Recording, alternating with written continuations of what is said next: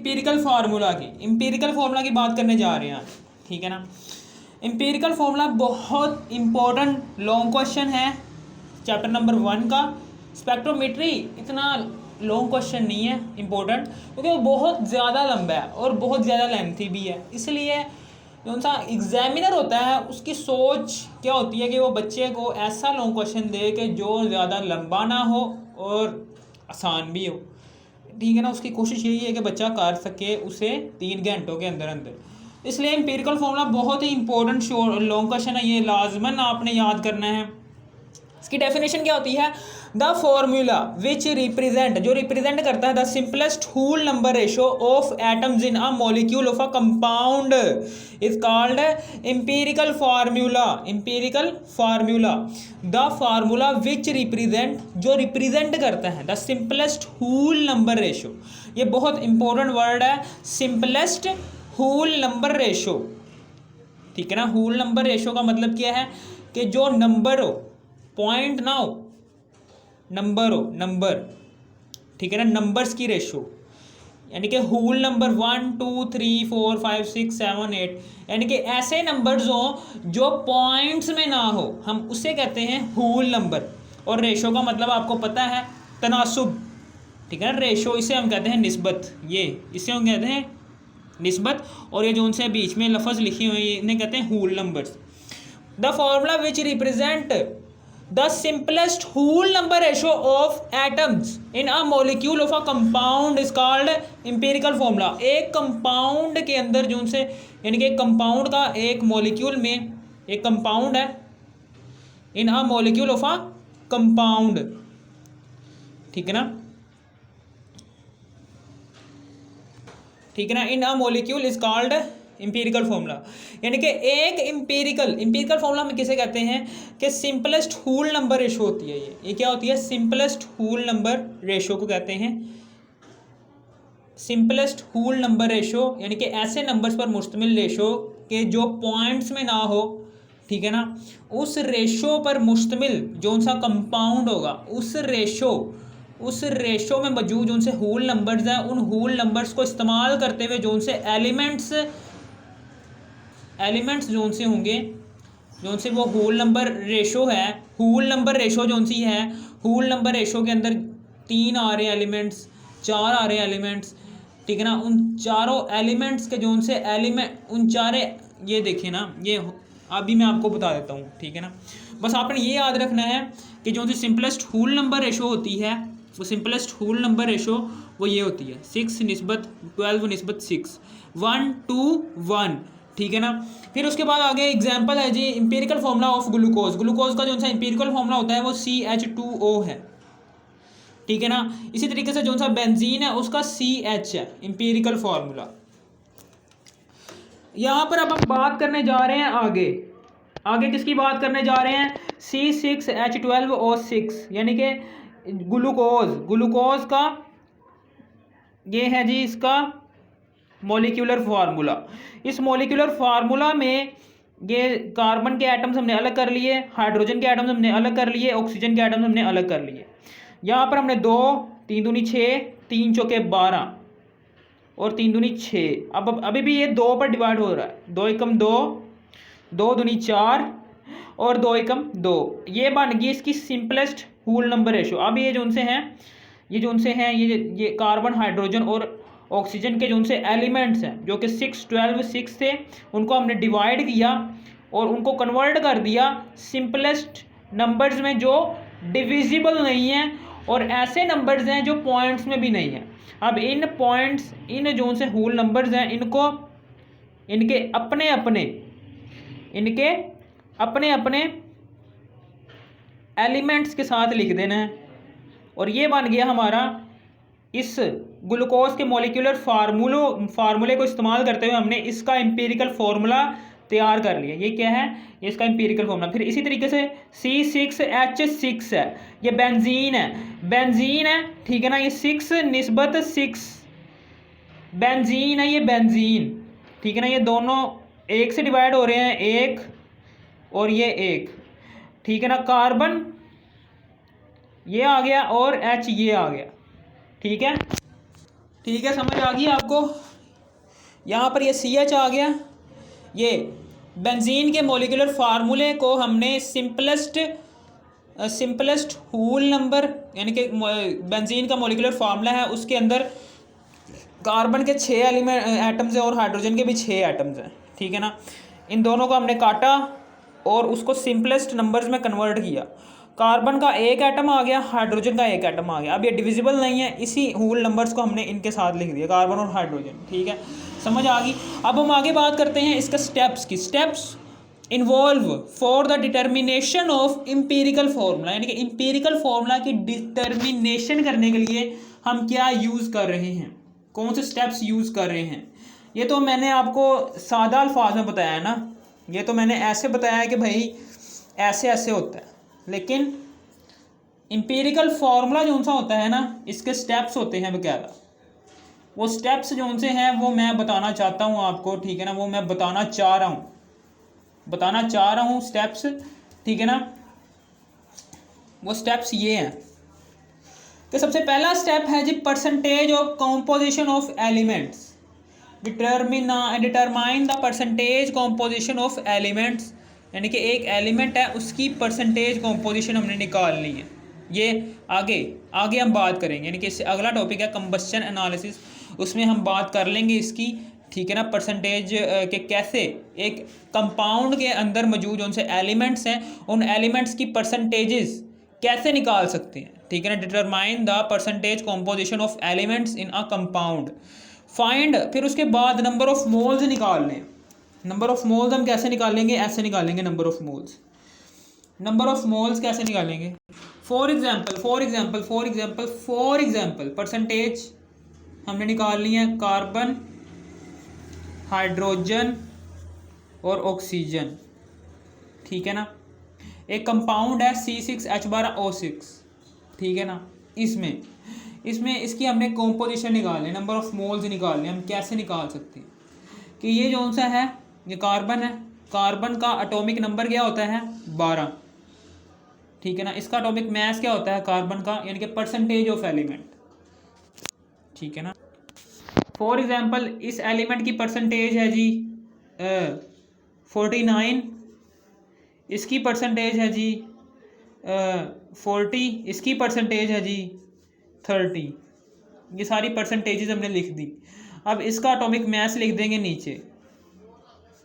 Atomic mass carbon का होता है 12, हाइड्रोजन का होता है 1, ऑक्सीजन का होता है 16। ये वैसे मैं आपको समझाने के लिए लिख रहा हूँ। फिर उसके बाद यहाँ पर परसेंटेजेस लिख दी हमने, परसेंटेज ऑफ एलिमेंट, यानी कि हमने नंबर ऑफ मोल्स फाइंड करने हैं। इसमें हम नंबर ऑफ मोल्स कैसे फाइंड करेंगे, आपको परसेंटेजेस दी होंगी फार्मूले के सवाल के अंदर ही परसेंटेजेस गिवन होंगी। उन परसेंटेजेस को इस्तेमाल कर उन एलिमेंट्स की परसेंटेजेस को लिखना है, ठीक है ना। एक एलिमेंट है कार्बन, उसकी परसेंटेज गिवन होगी 49 लिखने के बाद उसके एटॉमिक मास आपको पता होना चाहिए, कार्बन का 12 होता है, ठीक है ना। फिर इसी तरीके से हाइड्रोजन का 40 होता है, 40 एटॉमिक मास उसने परसेंटेज दी हुई है सवाल के अंदर, और उसका एटॉमिक मास 1 होता है। ऑक्सीजन का 30 होता है, ऑक्सीजन का एटॉमिक मास होता है ऑक्सीजन की परसेंटेज होती है 30 और इसका एटॉमिक मास होता है 16, ठीक है ना। अब हम इसको डिवाइड करते हैं। डिवाइड करने के बाद जो जवाब आएगा ना, वो जवाब आएगा ये। फॉर एग्जांपल हमारा जवाब आता है 25, इसका आता है जी कोई 40, इसका 40 आ जाएगा, ठीक है ना। इसका आ जाएगा कोई 6, ठीक है ना। ऐसे करके जवाब आ जाते हैं, ठीक है ना। इसका आ जाता है कोई 6.5 आ जाता है, ठीक है ना। अब ये आ गया हमारे पास, एक एलिमेंट लिया था, कोई सा भी एक एलिमेंट लिया था, ठीक है ना।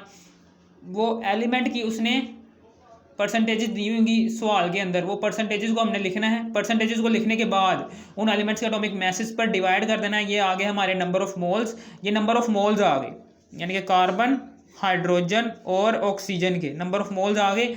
अब ये 25 यहाँ पर लिखा, यहाँ पर लिखा 40, यहाँ पर लिखा 6.5, ठीक है ना। अब हम क्या करेंगे, इसको 6.5 को हम डिवाइड कर देंगे सारों के साथ।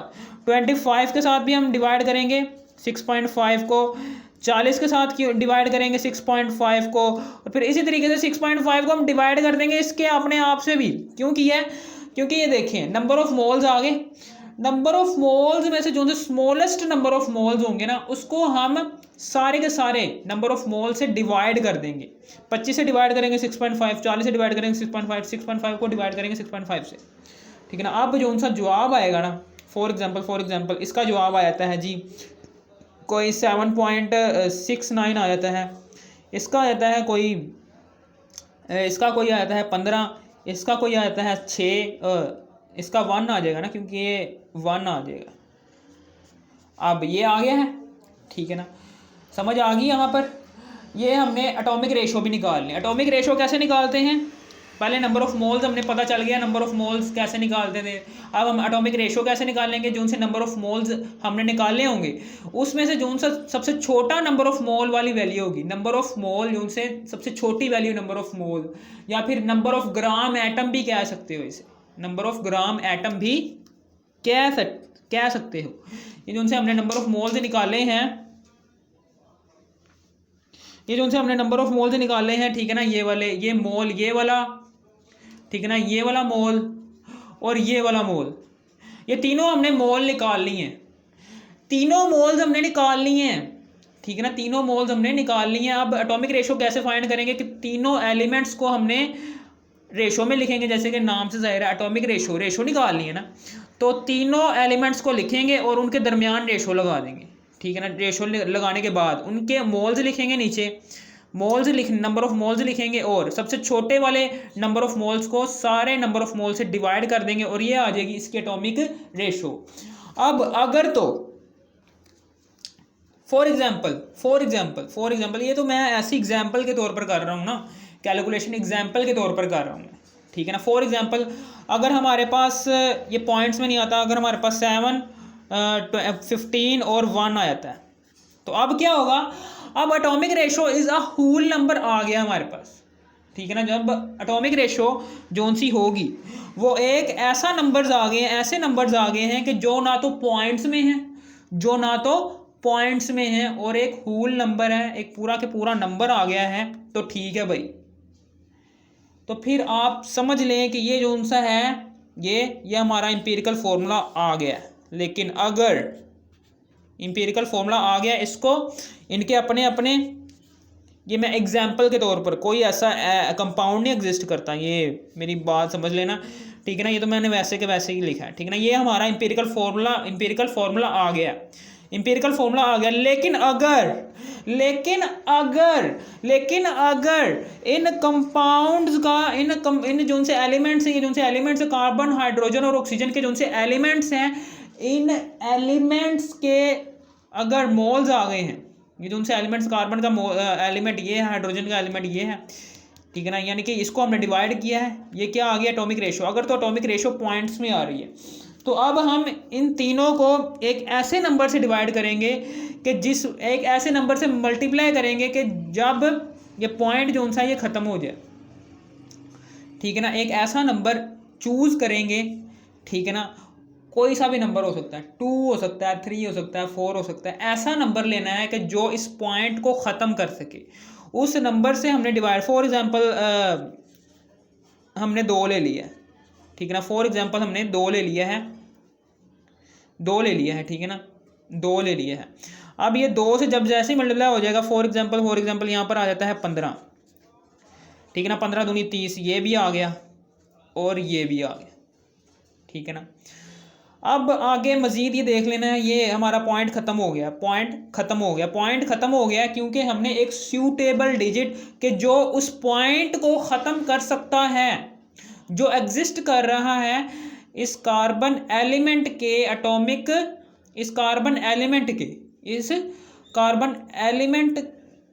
के फार्मूले के अंदर, जो कि इंपीरिकल फार्मूले को वो डिस्टर्ब कर रहा है पॉइंट, उसको ख़त्म करना है एक सूटेबल डिजिट को, तीनों के साथ मल्टीप्लाई कर देंगे।